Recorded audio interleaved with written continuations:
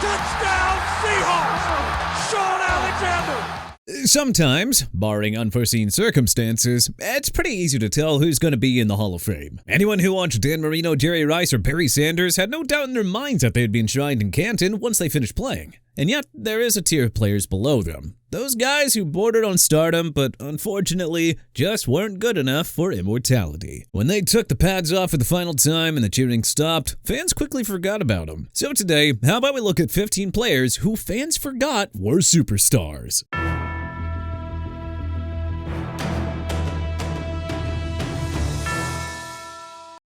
Number 15, Marc Bulger. Marc Bulger's career began with an unlikely breakthrough, a quick rise to franchise leader, and then, as quickly as he rose, his career ended. Bulger became the Rams' starting quarterback in 2002 when Kurt Warner went down with an injury and proceeded to win his first 6 starts. Warner returned to start Game 1 in 2003, but after he struggled, Bulger again stepped in and led the Rams to a 12-4 record. As well, the NFC West title, and of course, a Pro Bowl. Over 8 seasons in St. Louis, he threw for 22,814 yards and 122 touchdowns and became the fastest quarterback in NFL history to complete 1,000 career passes and reach 15,000 passing yards. The 2009 season saw Bulger deal with numerous injuries, including a fractured pinky, bruised shoulder, and a fractured left shin bone, which, unfortunately, all took a toll on his body and reduced his effectiveness. He would spend 1 season with Baltimore before quietly retiring, fading into the annals of NFL history. Number 14, Jamal Lewis.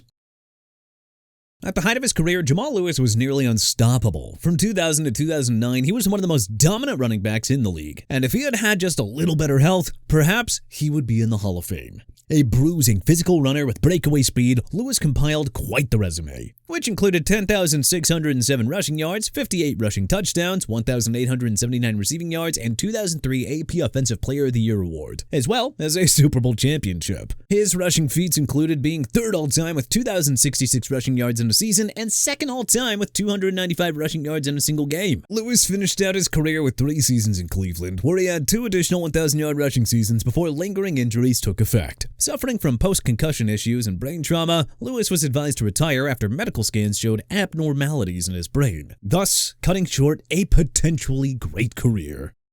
Number 13, Lance Briggs.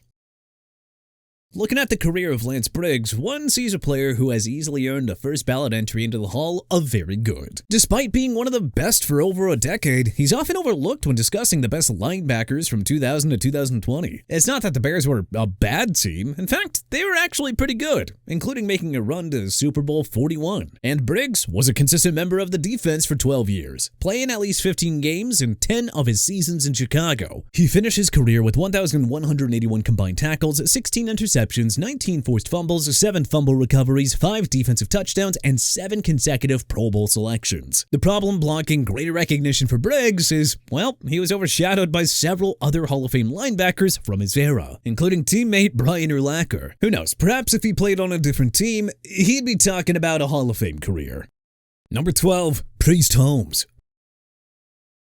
From 2001 to 2003, nobody ran and scored touchdowns like Priest Holmes. Unfortunately, his career was from 1997 to 2007. Like the Batman villain Two-Face, Holmes' 11-year career had 2 distinct sides, a nondescript start with the Ravens and a dominant 3-year peak in Kansas City. Signed by Baltimore as an undrafted free agent out of college, and despite rushing for 1,008 yards in 1998, the diminutive running back was primarily a backup due to injury issues. However, he did help the Ravens win the Super Bowl in 2000. Arriving in Kansas City for the 2001 season, Holmes took his game to another level, leading the league with 1,555 rushing yards. But this man wasn't done. Not only did he surpass 1,400 rushing yards in each of the next 2 seasons, but he also led the league in rushing touchdowns with 21 and 27. Hip, knee, neck, and spinal cord issues would unfortunately cut short his employment, thus ending a once promising career.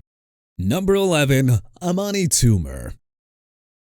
Amani Toomer was, and still is, one of the most reliable wide receivers in the history of the New York Giants, which honestly says a lot since they've been around for 101 years. Spending his entire 13-year career with Big Blue, he currently sits as the all-time leader in receptions, receiving yards, and receiving touchdowns, at least in franchise history. With a career spanning Kerry Collins to Eli Manning, Toomer was the primary receiver during a fairly productive era for New York that included 5 consecutive 1,000-yard receiving seasons and 2 Super Bowl appearances, including a win over the Patriots in 2007. Toomer also had skills as a return man, leading the NFL with an average of 16.6 yards per punt return as a rookie in 1996. Despite being a standout performer, his reputation as a quiet professional pales to the more outspoken Odell Beckham Jr., who would come along later. But make no mistake, Toomer was the better player. Number 10, Shaun Alexander. If a player is dominant for a short period of time, let's say like 5 or 6 years, but then has a dramatic decline, are they worthy of the Hall of Fame? Well, enter Shaun Alexander, who played from 2000 to 2008, but from 2001 to 2005, he had one of the most dominant stretches the game has ever seen. In a 5-year span, he averaged 1,500 rushing yards and 17 rushing touchdowns per season. The 2005 season, in which he led the league in both rushing yards, 1,880, and rushing touchdowns, 27, to win the AP MVP and Offensive Player of the Year, was quite impressive. Regrettably, he suffered a broken foot in 2006, which limited his productivity and led to an early retirement after the 2008 season. Shaun Alexander may or may not be an all-time great, but as a member of the Hall of Very Good, even there, he's often overlooked. Number 9, Tiki Barber.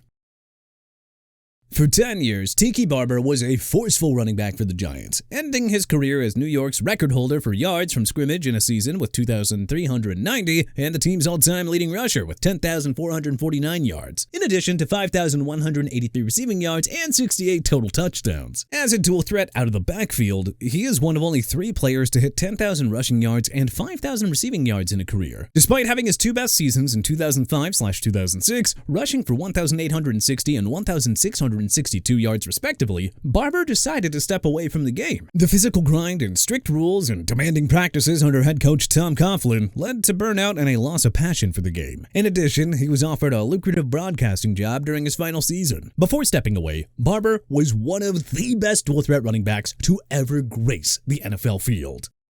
Number 8, Warrick Dunn. Entering the 1997 NFL Draft, scouts knew Warrick Dunn possessed lightning speed and dual-threat capabilities, but had reservations due to his smaller frame. Tossing aside any concerns, the Buccaneers selected him 12th overall. He immediately won the AP Offensive Rookie of the Year award by gaining 1,440 yards from scrimmage and 7 total touchdowns. While he was a key component of the Bucs offense for 5 seasons, Dunn eventually departed as a free agent to Atlanta, where he'd go on to have 3 straight seasons with at least 1,100 rushing yards. He spent one final year in Tampa before retiring as one of only 8 players in history with over 10,000 rushing yards and 4,000 receiving yards. In addition to outstanding on-field play, in 2004, Dunn won the Walter Payton NFL Man of the Year award for establishing a charity to help single-parent families gain home ownership, making him both a superstar on and off the field. Number 7, Chad Johnson. Sometimes, certain players are remembered for all the wrong reasons, like Chad Johnson. Ocho Cinco was an outstanding wide receiver for the Bengals, and after a decade with the team, would wind up the all-time leader in receptions, yards, and receiving touchdowns in Cincinnati history. Johnson's accomplishments include 7 seasons with at least 1,000 receiving yards in an 8-year span, 6 Pro Bowl selections, and a 2-time first-team All-Pro. He finished his 11-year career with 766 receptions, 11,059 yards, and 67 touchdowns. He was a superstar on the field, but a handful off of it, which is why we all remember Johnson. At times, he was known more for his trash talk, elaborate celebrations, and outlandish persona more than his on-field performance. Remember when he legally changed his last name to Ocho Cinco so it would match his jersey number? Well, a decline in production and off-field issues led to his retirement and a deep place in our memories. Number 6, Ahman Green. Ahman Green had an inauspicious start to his career as a Seahawk. However, once he arrived in Green Bay, and for the next 7 years, he would be the centerpiece of the Packers offense. From 2000 to 2006, Green rushed for over 1,000 yards in 6 of 7 seasons, including the 2003 season in which he set the Packers single-season rushing record with 1,883 yards, earning NFC Offensive Player of the Year honors in the process. Green's 1,851 rushing attempts and 8,322 rushing yards still stand as the Packers' all-time marks. Injuries, specifically a torn quad tendon in 2005, began to impact his performance, and he left Green Bay for Houston. And unfortunately, the grass was not greener in Texas for the former Pro Bowl running back, as limited production and knee injuries led to the Texans cutting ties with Green, who briefly returned to the Packers before retiring. Number 5. Jamaal Charles.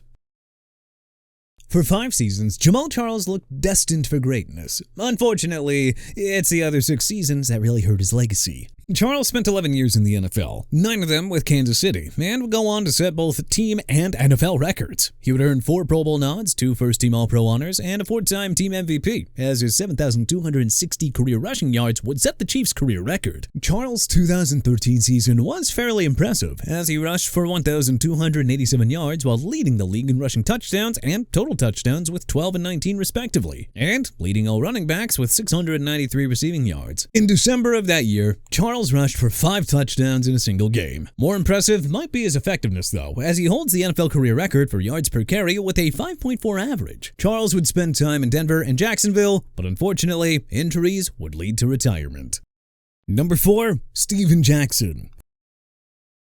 A bruising running back for 12 years, Steven Jackson made a name for himself as a member of the Rams. Taking over the starting running back role in 2005, Jackson had big shoes to fill, as he was replacing Marshall Faulk. Well, he would do more than a serviceable job. In fact, by the time he left St. Louis, he would be the all-time franchise leader with 10,138 rushing yards, and one of only 6 players in league history to rush for 1,000 yards in 8 straight years. Regrettably, Jackson is often overlooked because he played during a down period in Rams history. The star running back was the only bright spot on a team that only had 1 winning season during his 9 years there. From 2004 to 2012, St. Louis had a win-loss record of 41 and 103, including multiple seasons with 10 or more losses. Jackson was a Hall of Fame caliber player stuck on some really bad teams. Number 3. Mark Clayton. For an 8th-round selection, Mark Clayton certainly outperformed his draft status. He spent 11 years in the NFL, but is primarily known for the decade that he spent in Miami catching passes from Dan Marino. He earned the first of his 5 Pro Bowls in the 1984 season when he caught 73 passes for 1,389 yards and 18 touchdowns, which, at the time, was an NFL record. Clayton quickly earned a reputation as an elite deep threat, and along with teammate Mark Duper, formed the Marks Brothers, one of the most effective and acclaimed receiving duos in NFL history. Together, they helped lead the Dolphins to Super Bowl 19. Clayton ended his career with 582 receptions, 8,974 receiving yards, second in Dolphins history, 84 touchdowns, Miami franchise record, and 1 touchdown for every 6.9 catches. After 10 years in South Florida, Clayton played his final year with the Packers, catching passes from another future Hall of Famer, Brett Favre. Number 2. Torry Holt. It hurts to put Torry Holt on this list because he should be in the Hall of Fame. He amassed 13,382 receiving yards with 74 touchdowns and twice led the league with over 1,600 receiving yards in a season. Holt was the first NFL player to record 1,300 receiving yards in 5 straight seasons and was the fastest player to both 10,000 and 11,000 receiving yards. Unfortunately for him, there are numerous factors conspiring to keep him out of Canton. First, there is simply a logjam of players waiting for induction. The Hall limits the number of yearly inductees, and with a large number of worthy receivers, Holt continues to get overlooked. Second, as a member of the Rams' greatest show on turf, which included several other Hall of Famers, some voters feel Holt's contributions are more a matter of those around him than the man himself. Finally, his teammate Isaac Bruce has been inducted, and the likelihood of the voters inducting both receivers from the same team is highly unlikely. In fact, the reasons for keeping him out of the Hall are the same reasons that he's forgotten. Number 1. Bo Jackson.